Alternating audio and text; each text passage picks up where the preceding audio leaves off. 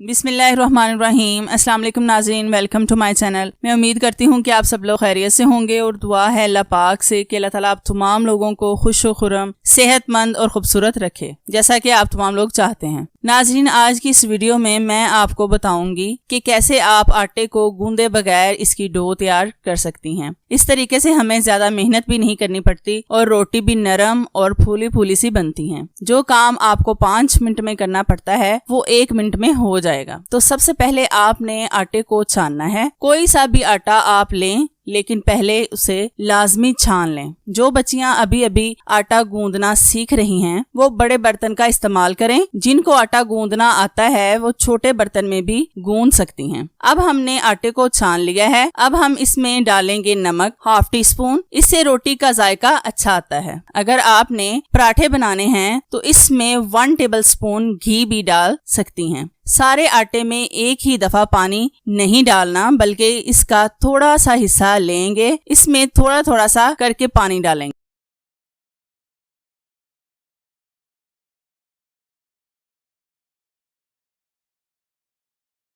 इसकी छोटी सी डो तैयार करके साइड पर जगह बना लेंगे और इसे वहां पर रख देंगे। इसी तरह इसके छोटे छोटे से हिस्से बनाकर साइड पर रखते जाएंगे।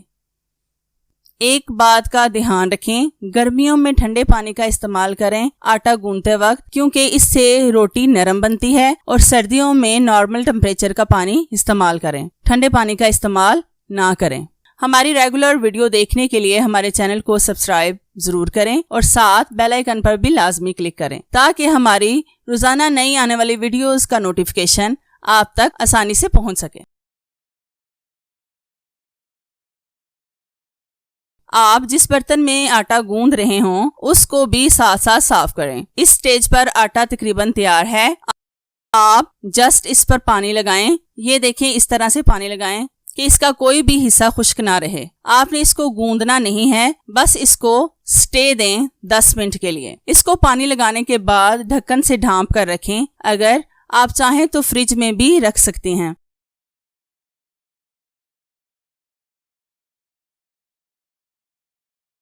ये देखें, हमारी स्मूथ डो तैयार हो चुकी है। अब आप इसकी रोटियां बना सकते हैं। अगर वीडियो अच्छी लगी हो तो लाइक करें, और किसी बात की समझ ना आई हो तो कमेंट्स करके लाजमी पूछें। Thank you so much for watching. Allah Hafiz.